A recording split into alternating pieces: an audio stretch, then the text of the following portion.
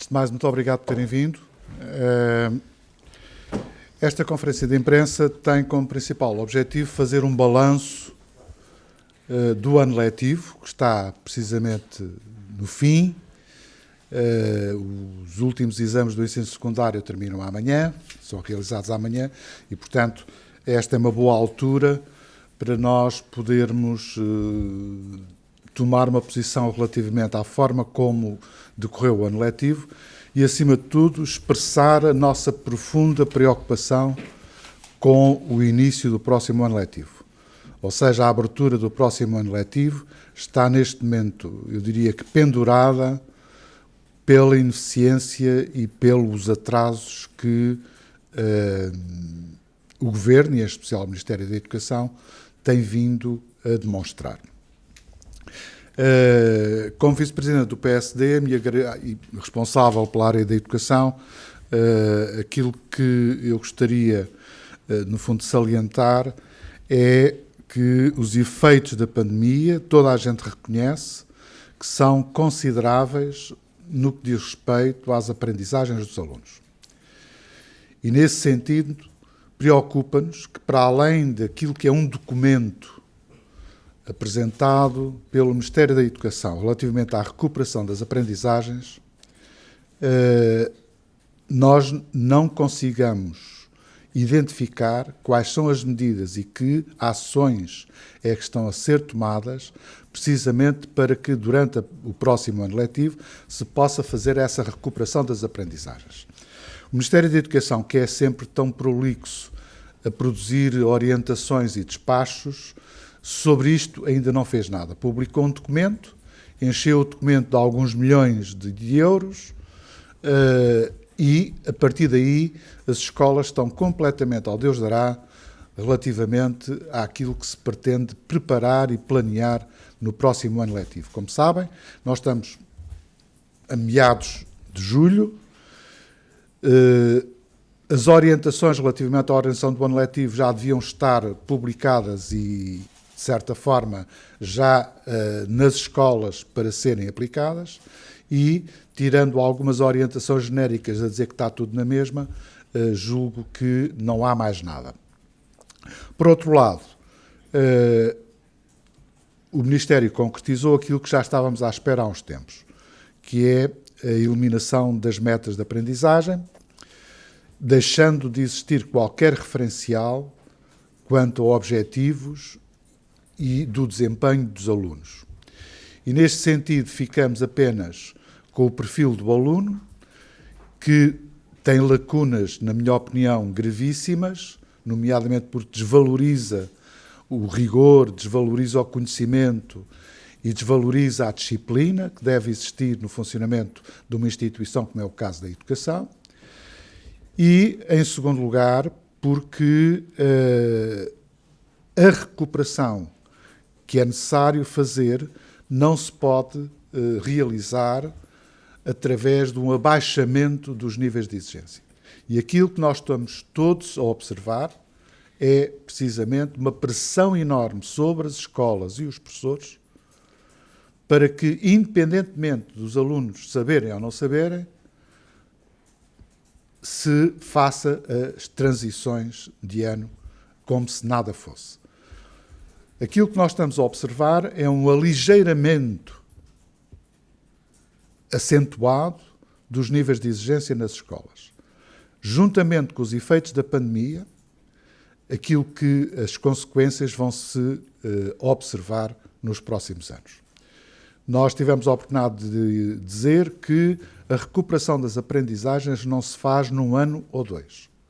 A recuperação das aprendizagens vão precisar de vários anos. E este Governo apenas está preocupado precisamente em fazê-las, em fazer essa recuperação até 2023. Os danos provocados nesta geração de estudantes são, eu diria que, incomensuráveis. E é necessário que se faça alguma coisa que contraste precisamente com a ineficiência e a ineficácia deste Governo. Portanto, eu passarei agora a palavra aos senhores deputados Nós não quisemos fazer este balanço sem ouvir o Sr. Ministro da Educação, que teve lugar ontem numa audição na Assembleia da República, e era algo que nós esperávamos que nos fosse informado e que nos fossem dados objetivos sobre o decorrer do ano letivo e as perspectivas para o próximo ano. E, digamos que estas questões que foram colocadas pelos deputados do PSD, digamos, o Ministro praticamente não respondeu e continuou a fazer a sua propaganda, como é timbre, porque dá a sensação que é a única coisa que sabe fazer. Portanto, eu passava a palavra ao Sr. Deputado e Vice-Presidente da bancada parlamentar, Luís Leite Ramos, e, portanto, se for depois necessário responder a algumas das vossas questões, estarei disponível. Muito obrigado. Bom dia a todas e a todos. Sublinhar 3 pontos. O primeiro sobre o Ministro da Educação, e começamos por aí. Nós continuamos com a sensação que o país não tem um Ministro da Educação. Tem um senhor que ocupa o lugar, que aparece de vez em quando para a fotografia da praxe em alguns eventos, ou então que aparece para repetir anúncios que raramente cumpre. Todos estamos lembrados do que aconteceu relativamente ao material informático das escolas. Já vamos no final do ano e continuam por faltar computadores, mas o Ministro ainda vem anunciar mais computadores, o que tem feito desde o início sem ter cumprido nenhuma das promessas. É um Ministro intermitente que, como dizia o professor David Justino, que vem ao Parlamento sempre com uma postura de uma arrogância e de uma falta de respeito pelo Parlamento e pelos deputados, mas sobretudo, e o mais importante, é sem nunca explicar nem responder a perguntas fundamentais sobre aquilo que falta fazer no próximo ano letivo, sobre o conteúdo, por exemplo, do programa de recuperação das aprendizagens, ou sobre uma matéria tão importante como o decreto-lei que acabou de ser publicado ali por trás daquela cortina mediática que causaram os casos Medina e Berardo, com uma implicação enorme para o futuro do ensino em Portugal e para o futuro do país, e que merecia, no mínimo, uma explicação e uma justificação, mas, se calhar, um debate muito mais aprofundado. O fim dos programas e das metas das aprendizagens constitui realmente uma decisão que, enfim, poderia ser expectável face às várias etapas que foram perseguidas, o fim da redução da carga horária na matemática e no português, o acabar com exames, e substituição por provas de aferição, a flexibilização dos currículos. É bom lembrar que já em 2016 o Sr. Ministro e o Ministério da Educação tinham instigado as escolas a nem sequer olharem para estes programas e para as metas. Portanto, havia aqui um esforço continuado de desvalorizar, de facilitar, de baixar o nível, de substituir o mérito pela mediocracia. E esse realmente é o nosso grande problema. A segunda nota tem exatamente a ver com, aliás, como o professor David Justino gosta de referir, o triunfo do eduquês. Eu acho que este foi mais um passo no sentido de desvalorizar a escola pública republicana. É bom relembrar àqueles defensores da escola pública que a escola pública republicana tinha essa missão de contribuir para a redução das desigualdades e de funcionar como uma espécie de ascensor social. Ora, o que tem sido feito relativamente neste domínio, quer no nível de exigência, quer na avaliação e na valorização do mérito, constituem um programa muito alimentado pela esquerda, pela extrema-esquerda que tem suportado o Governo e pelo próprio Ministério, mas vão ser, para o futuro do país, um problema enorme, porque a menor exigência vai naturalmente formar cidadãos menos exigentes e menos qualificados, vai comprometer o desenvolvimento e a competitividade do país e vai, sobretudo, agravar ou pelo menos não minimizar as desigualdades sociais.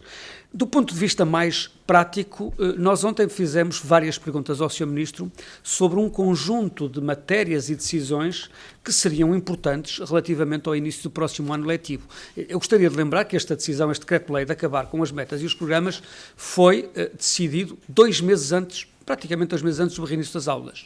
Ora, há um conjunto de matérias e de questões que ainda não estão resolvidas. Eu relembro uma coisa tão simples. Ontem o Sr. Ministro dizia que as escolas não funcionam por duodécimos. Eu não sei se todos sabem, mas os saldos que eram devidos à escola do ano passado ainda não chegaram lá.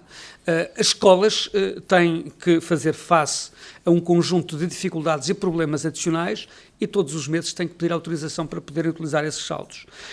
Os despachos sobre o próximo ano letivo ainda não foi formalizado com as orientações que são essenciais para, no fundo, a programação, o planeamento do próximo ano letivo. Os professores, os diretores de escolas com quem falamos, continuam muito preocupados com esta falta de orientação. Mas esta tem sido uma marca d'água do Ministro que tem corrido sempre atrás do prejuízo, que tem uma dificuldade enorme de prevenir, de prever, de antecipar, de planear, de programar as suas atividades, de programar, no fundo, o funcionamento das várias entidades, e nomeadamente das escolas, graças ao trabalho ímpar das comunidades educativas, dos diretores, dos professores e da comunidade no seu todo, com os pais e os alunos, o impacto que a pandemia teve nestas comunidades foi muito menor, porque se dependesse unicamente do Ministério da Educação, naturalmente que hoje estaríamos a lamentar um impacto ainda maior. Mas ele existe, não sei se têm a noção, mas a quantidade de alunos a requerer necessidades especiais tem aumentado significativamente nos últimos meses e o Ministério continua sem dar resposta, quer do ponto de vista do aumento e reforço dos meios humanos e da capacidade das próprias escolas de responderem a estas procuras, e tem ignorado de uma forma, por vezes até chocante, as preocupações e os problemas das escolas. Portanto, nós estamos muito preocupados com a continuada falta de programação e de planeamento relativamente ao próximo ano letivo. Estamos muito continuados com indiferença, eu às vezes até gostaria de dizer quase indigência do Ministro relativamente a estas matérias e, naturalmente, não podíamos deixar de manifestar esta preocupação e de denunciar a falta de preparação, a falta de capacidade e, sobretudo, a falta de resposta que o Ministério da Educação tem mostrado ao longo destes últimos meses e que vai ter um impacto ainda difícil de medir no futuro destas gerações, no futuro da educação e no futuro do país. Se tiverem questões mais detalhadas, eu e os meus colegas da direção do Grupo Parlamentar na Educação, estamos disponíveis para responder às vossas perguntas. Bom dia. Dr. David Justino, queria perguntar-lhe, em relação ao plano de recuperação, qual é que era, o que é que o PSD faria diferente em relação a este plano? Já disse que deveria ser mais longo, que outros aspectos faria diferente? E queria também perguntar-lhe, em relação ao recrutamento de professores, que o Governo já anunciou que vai alterar esse modelo, qual é que é o que o PSD propõe que passe a ser utilizado? Obrigado. Muito bem. Relativamente à primeira questão, que se prende, agora passou-me, comecei a ficar com... Recuperação de aprendizagens. A recuperação das aprendizagens. Aquilo que eu tive a oportunidade de fazer chegar ao Ministério da Educação, a título meramente pessoal, foi um contributo precisamente para que as aprendizagens possa existir um plano que vá para além da própria legislatura. E isto porquê? Neste momento, nós não temos nenhum indicador, não temos, porque deixou de haver instrumentos de avaliação de desempenho, como as provas finais. E, portanto, não sabemos em que anos e em que domínios é que a pandemia teve maiores efeitos no que diz respeito ao problema da aprendizagem dos alunos. E como não sabemos, não há, ou seja, o Ministério acabou, desculpe-me o termo, é a mesma coisa que um médico pegar no termómetro ou pegar no estetoscópio e mandá-lo pela janela fora e fazer tudo a olho. Quer dizer, aquilo que o Ministério fez foi prescindir de um conjunto de instrumentos de avaliação de desempenho que permitia identificar quais eram os anos mais complicados, quais são os setores e os miúdos com maiores dificuldades. Eu sei, por exemplo, que relativamente nós vamos praticamente em mais de um ano de pandemia, e isto já afetou quer o primeiro ano de escolaridade ou o segundo ano. Estes 2 anos, os miúdos não aprendem a ler e não aprendem o cálculo e aquilo que são, digamos, os códigos fundamentais de conhecimento, eles vão carregar com este déficit durante vários anos. Isto quer dizer que tem que ser durante vários anos que se tem que fazer a recuperação dessas aprendizagens. E, portanto, quer dizer, ter uma espécie de uma resposta, dar mais umas horas apenas, para se fazer essa recuperação, não é nada, ou seja, não tem efeito absolutamente nenhum. E, portanto, tinha que haver um plano sério, rigoroso, bem fundamentado e bem planeado ao longo do tempo, e não basta 1 ano ou 2, não chega, não é? Para saber como é que estes miúdos vão recuperar. Mas, por exemplo, se eu posso dizer que o miúdo, seja no primeiro ou no segundo ano, tem tempo para recuperar nos anos seguintes, um jovem que esteja no 10º ou no 11º não vai ter esse tempo. E isso vai se refletir do seu desempenho, nomeadamente quando ingressar nos cursos do ensino superior. E aí deveria de haver uma articulação para saber até que ponto é que os jovens que estão a entrar na universidade ou no Instituto Politécnico quais são as falhas, quais são os déficits que esses jovens têm. Se o ensino superior não fizer nada e não ficar mobilizado para recuperar precisamente o déficit de aprendizagem destes jovens, eles vão ter, se não tiverem uma carreira de insucesso, porque acaba por ser um sucesso ficcional, não é? Eles vão ter sempre na sua formação de base, digamos, deficiências muito grandes. Portanto, aquilo que nós faríamos era um plano mais rigoroso, 100 milhões, ou seja, encher o plano de recuperação das aprendizagens com 900 milhões. Não é? E este governo só sabe falar em milhões. É a bazuca, são os milhões. Este problema da recuperação das aprendizagens não se resolve só com dinheiro, resolve-se, acima de tudo, com planeamento, orientação clara para as escolas poderem recuperar os seus alunos e, acima de tudo, com mais trabalho. Não há outra hipótese. Ou seja, não se consegue preencher os déficits iniciais sem ser com mais esforço e mais trabalho. E para isso é necessário mobilizar professores e mobilizar também, digamos, os próprios alunos e as famílias. Devia haver mais aulas? Acha que devia haver aulas extras? Eu acho que devia haver aulas extras. Por exemplo, devia-se ter aproveitado precisamente o mês de julho e eventualmente o início do mês de agosto para fazer algumas iniciativas de forma a recuperar alguma coisa. Agora, aquilo que se recupera tem que ser integrado num plano a médio e longo prazo. Não pode ser uma coisa de curto prazo só. Não chega. E, portanto, esta geração de alunos vai ficar marcada precisamente por isto. Mas quando diz que devia haver mais aulas, contrapondo a essa... Não tem que haver mais aulas iguais àquelas que foram perdidas. Aulas de recuperação. São aulas de recuperação que têm que ter uma metodologia própria e têm que ter um contexto próprio. Eu estou a recordar, por exemplo, alguns anos do ensino secundário. Imaginemos Sim. que primeiro e 12º, que têm já menos disciplinas e, portanto, uma carga horária relativamente menor. Faria sentido esses alunos terem uma carga horária maior? Não, pode-se traduzir em mais carga horária, mas não é. O problema para mim não está na carga horária, está a identificar quais são as ações, ou seja, são os apoios à aprendizagem que têm que ser feitos. E isso tem que ser feito para além do horário que está determinado, porque, para não perder também depois isso, não é? Porque o ponto aqui é que aquilo que se perdeu vai exigir mais trabalho e mais empenho de todos. Pais, professores, alunos, todos vão ter que trabalhar mais. E se não percebem isto, temos uma consequência lógica. Baixam-se os níveis de exigência e então passam todos. Mas as deficiências ficam lá. Se vocês olharem para os resultados dos exames do 11º e 12º ano, do ano passado, a distribuição de 18 e 19, nomeadamente em várias disciplinas, é uma vergonha. Quer dizer, as distribuições que devem seguir uma curva normal, não é? estavam completamente enviesadas para as notas mais altas.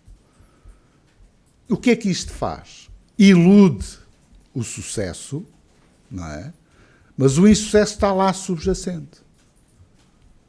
Eu não tenho qualquer, nem o PSD tem uma posição, quando nós dizemos, nós queremos fazer baixar o insucesso escolar.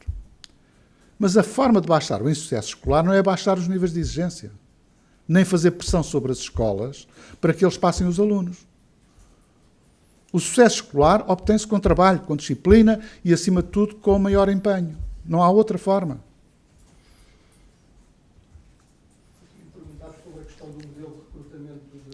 O modelo de recrutamento, nós sabemos, nós começamos e temos uma proposta já que se foi enunciado no programa 2019, em que nós precisamos tornar a profissão de docente mais atrativa.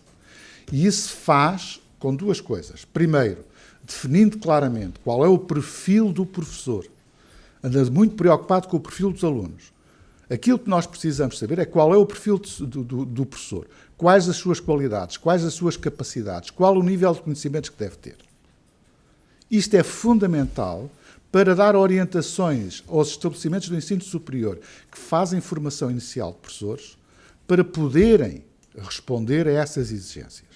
O Estado é o maior contratador de professores. Então, tem a obrigação de saber quem são os melhores para poderem entrar. Se abre as portas completamente escancaradas a todos aqueles que se dizem que são professores, aquilo que vai acontecer é que o nível médio vai baixar. Nós vamos continuar a ter bons professores, felizmente, mas depois vão entrar atrás destes muitos daqueles que não deviam sequer entrar no ensino, porque não têm competência, nem têm capacidade para serem bons professores. E, neste momento, essa avaliação não é feita. Portanto, o problema não está só na progressão. Não, o problema fica logo à partida no recrutamento. E sobre isso nós temos já algumas ideias que já enunciámos, que é precisamente separar a habilitação da profissionalização. A profissionalização devíamos fazer recuperação do chamado a profissionalização em exercício, do modelo de profissionalização em exercício. Mas isso já o dissemos praticamente em 2019 e continuamos a defender isso. Relativamente, digamos, à carreira, o ponto fulcral neste momento não é, digamos, a contratação ou não contratação, a progressão na carreira, não. O problema é que há grupos de docência que têm falta de professores.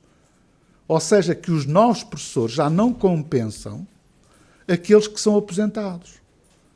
E por isso nós observamos durante este ano escolas e os miúdos a terem largos períodos sem ter professor, porque as escolas não tinham capacidade de contratação. E, acima de tudo, não havia professores para serem colocados. Portanto, há grupos de docência que já estão em déficit. E quando nós falamos no início do próximo ano letivo, aquilo que nós queremos chamar a atenção é que o ano letivo não começará bem se esses déficits não forem preenchidos. Agora, se vêm falar em baixar o número de alunos por turma, em deixar os pequenos cursos e as pequenas escolas tudo a fazer tudo e mais alguma coisa, então não vai haver professores que cheguem. Não há professores que cheguem para isso. Ainda nesta questão, a TSF pergunta à distância se temos algum comentário do PSD às declarações do Governo que acusam a Assembleia da República de desrespeito reiterado com os diplomas sobre recrutamentos de professores. O PSD tem uma posição muito clara sobre isso. Nós não queremos governar da bancada. Ou seja, o Governo tem um conjunto de competências e responsabilidades que tem que as exercer, e a Assembleia da República tem, mas eu depois, obviamente, o Sr. Deputado Luís Leite Ramos poderá dizer isso. Mas, acima de tudo, o que é importante aqui é não queremos substituir o Governo pela Assembleia da República em termos de governação. Agora, também temos que dizer o seguinte: quando não há medidas que devem ser tomadas e que são urgentes ser tomadas, eu acho muito bem que a Assembleia da República se assuma e obrigue o Governo a governar. Luís Leite Ramos. O PSD, relativamente a recomendações ao Governo, nunca faltou nem nunca renegou a sua função neste domínio. Portanto, nós aprovamos e votamos e apresentamos vários projetos de resolução que são recomendações, naturalmente, ao Governo e que tomará as decisões que entender. Quanto a projetos de lei e iniciativas de lei, o PSD não apresentou absolutamente nenhuma delas nos últimos anos e entende que, naturalmente, o Governo deve, com os seus parceiros de coligação, negociar esses aspectos. Agora, o PSD, o que tem feito é apontar o dedo a problemas reais que existem no país, apontar soluções. Muitas vezes o PSD é acusado de não ter propostas e esses projetos de solução são exatamente o apontar soluções que o Governo decidirá ou não. O problema é que há 6 anos que este Governo não faz uma reforma, não toma uma decisão de fundo. É natural que o sistema esteja, em muitos domínios, perto de um colapso. É natural. E, portanto, o Ministro, em vez de enfrentar os problemas, assumir as dificuldades, correr os riscos e resolver esses problemas, não, faz queixinhas. Queixa-se da Assembleia, queixa-se de uma série de outras entidades e, portanto, naturalmente que isto não é forma de governar, mas é mais uma imagem de marca do Ministro da Educação que não o quer ser. Só uma nota final relativamente ao programa de recuperação das aprendizagens. Eu relembro que o PSD apresentou um projeto de resolução ainda antes da iniciativa do Governo, onde há um conjunto de propostas concretas sobre a forma e que vão no sentido do que dizia o professor David Justino. A primeira é que nós temos um programa, um plano de recuperação, que foi feito com um inquérito semanas antes do segundo confinamento. E nós perguntamos várias vezes como é que é possível fazer um plano para recuperar aprendizagens sobre as quais não temos a informação mínima. O Governo não tem a ideia nem à escala do país, nem à escala do segundo confinamento, daquilo que foram as aprendizagens perdidas. E, portanto, isto é um plano que foi desenhado para algo que não se sabe muito bem. O PSD defende 3 coisas: avaliar e monitorizar. É a primeira razão, aliás, como dizia o professor David Justino. Segundo, mais meios. É preciso mais meios, não há, e os meios não são os meios informáticos já anunciados 7, 8, 10 vezes, porque nos 900 milhões estão os computadores e os meios informáticos que já têm vindo a ser anunciados desde o ano passado. Em terceiro lugar, há um conjunto de soluções muito diversificadas, como dizia o professor David Justino. Há, em alguns cargos, mais cargas horárias, há, noutros casos, o recurso a outras figuras, como a tutoria, o acompanhamento, enfim, depende do problema em cada escola, depende dos problemas em cada disciplina. Não há uma solução única, universal. E a falta de conhecimento impede de desenhar um plano muito mais rigoroso e muito mais objetivo. Se quiserem consultar o nosso projeto de resolução sobre o plano de recuperação de aprendizagens, lá encontrarão com detalhe todas as propostas que o PSD fez, ainda antes do Governo apresentar o seu plano. Muito obrigado. Obrigado também. Bom dia para todos.